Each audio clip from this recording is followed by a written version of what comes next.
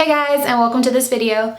So today I'm going to be reviewing another foundation, and it's going to be a foundation I'm really excited about again, and it's the Wet n Wild Photo Focus foundation. I also picked up the Wet n Wild Photo Focus concealer, and I'm going to be testing them both out together today. I have been obsessed with Wet n Wild lately, like their highlighters, their holiday collection, everything they've been coming out with has just been amazing, so I wanted to give this a try because this is $5.99 and the concealer is $3.99, and you guys know I'm always looking for really high quality products for less money. So the main claims for these products are really not the typical claims that you hear. They're around photography. So they claim that you'll get the perfect photo using these products. What it says is it was tested under 7 light conditions with top smartphone models with and without flash, and each time it eliminated that white cast that you see in some photos. The only other claim that I found for the foundation is that it does say it has a matte finish, which is the reason that I picked it up because,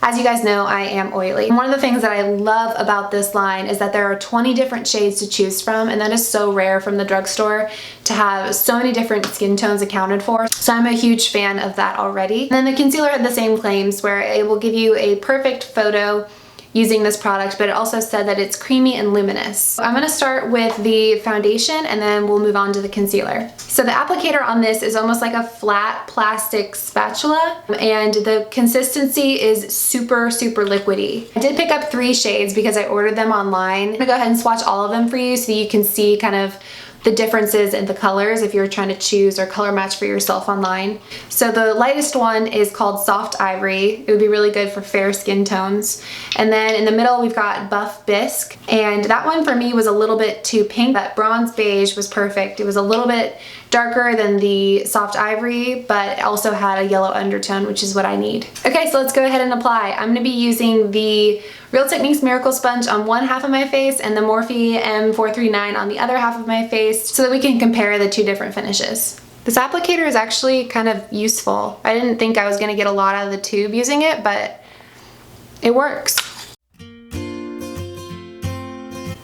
Okay, so immediately this smells like paint, like straight up paint. So I'll see if the smell lasts throughout the day, but oh my gosh, it really has a strong scent.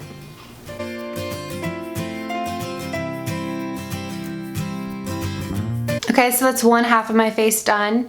I would say it's kind of a medium coverage. I do see some scarring still poking through my skin, but I do like that it's looking matte on my face, which is what I need. The color is looking a little bit more pink when on my face, but I'll probably just carry it down my neck when I'm done. But the smell is intense. All right, so this side again, Morphe M39.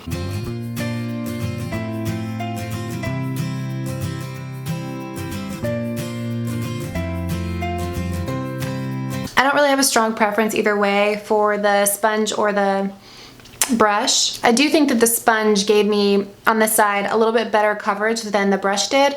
I feel like my redness around my nose is a lot more visible on this side than it is on this side.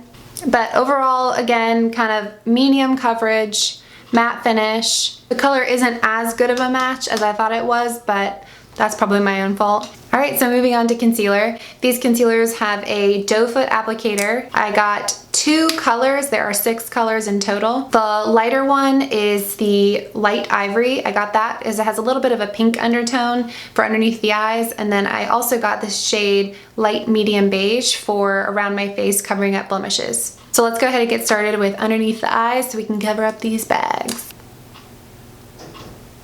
Whew, that's light.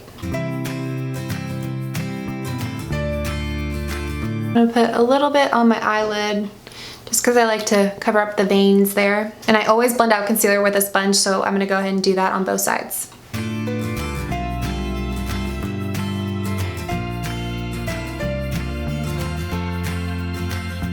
So first impression of that concealer, I really like it.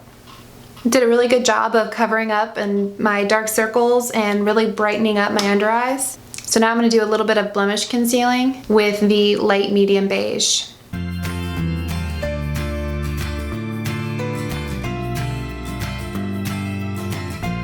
Okay, so that is the concealer and foundation done.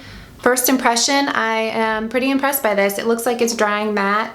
The concealer did a really good job of covering. It's pretty high coverage, but I'm gonna finish up the rest of my makeup and then be right back. So I just finished the rest of my makeup and so far so good. I did set my under eye concealer and use a powder contour, so there is some powder on my face. So far so good. It's looking pretty matte. It's looking pretty even. The color seems to be settling in. I don't really smell it anymore. I don't know if I just got used to the smell or if I don't smell it anymore, but it's not bothering me. So I'm gonna take a photo so we can do the flash test because that's really what the claim is for this foundation. It's 11 a.m. right now and I am about to go run some errands, finish unpacking a little bit more, and I'll check back in with you guys later and let you know how it held up. Hey guys, so it's been about 6 hours and I wanted to give you guys an update because I'm about to head out and I want to fix the situation that's going on right now, and I wanted to give you guys an update before messing with the foundation at all. So I want to get a little bit closer so that you guys can have a better look. My skin has gotten really oily around here, right around my nose,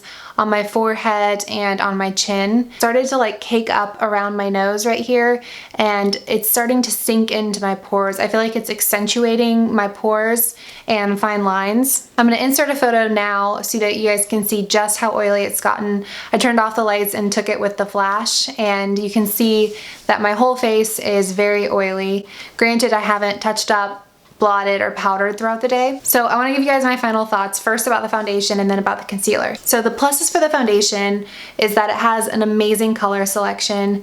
I like the packaging. I actually really like that little spatula thing once I used it. I'm also impressed by how well it held up. Even though my skin got really oily, I feel like it didn't get as patchy as most foundations do when I get this oily. Right when I put it on, it was a very matte, flawless finish, and it lasted like that for a few hours before the oil started breaking through around hour 3, and then from there it was just getting worse and worse and worse. But for the first few hours of wearing it, it was beautiful. It had a flawless finish. So for the foundation, I would recommend this if you have normal to combination skin. I wouldn't recommend it for super oily skin. It didn't do much for oil control for me.